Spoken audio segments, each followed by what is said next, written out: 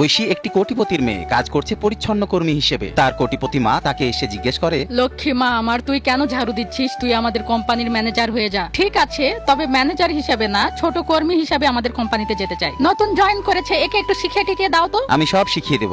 থেকে আসে এসব? বাসা থেকে খাবার কেন নিয়ে এসছো? আমি বাইরে থেকে খাবো। বাইরের খাবার নিরাপদ না। তুমি এভাবে আসলে সবাই জেনে যাবে আমি এই কোম্পানির মালিকের মেয়ে। এই মেয়েকে তো প্রতারক মনে হচ্ছে। দাঁড়া, ওয়াও, 5,000 টাকা পেয়ে গেছি। মাত্র 5,000 টাকায় তুমি এত খুশি? বোঝাই যাচ্ছে খুব ছোট পরিবার থেকে এসছো তুমি। হ্যাঁ, গরিব হতে পারি, কিন্তু এখানে নিজের মেধায় এসছি। তোমার মতো বাপের কানেকশনে আসিনি। তোমার বাবার শেয়ার আছে এই কোম্পানিতে, তাই তুমি উচ্চ পদে চাকরি পাইছো। এটা আমার তৈরি নতুন ডিজাইন। বাবা, ঐশী আমার ডিজাইন চুরি করেছে। ম্যানেজার সাহেব, আমার মেয়ের ডিজাইন অন্য কেউ নিজের বলে চালিয়ে দিচ্ছে, আর আপনি চুপ করে দেখছেন। স্যার, আপনার মেয়ের কাছে কি এর কোনো প্রমাণ আছে? প্রমাণ? নতুন একটা মেয়ে এত তাড়াতাড়ি কিভাবে পারে এটা? এই মেয়েকে এখনই বরখাস্ত করো। না, আগে তদন্ত হওয়া দরকার। কিসের তদন্ত? আমার মেয়ে কারু কিছু চুরি করেনি। সারা রাত জেগে সে এটা বানিয়েছে। ম্যাডাম, এটা আপনার মেয়ে? সেই দিন তাহলে ঝাড়ু দিচ্ছিলা কেন? সমাজ সেবা করছিলাম। তাহলে 5,000 টাকা দেখে এত খুশি হয়েছিল কেন? কারণ এত কম টাকা আমি জীবনেও দেখিনি। ম্যাডাম, আমার মেয়ে ভুল করে ফেলেছে, ছোট বাচ্চা। এসব বুঝিয়ে লাভ নাই। বাবা মেয়ে দুজনেই বের হয়ে যান। ম্যানেজার সাহেব, আপনি অনেক ভালো মানুষ।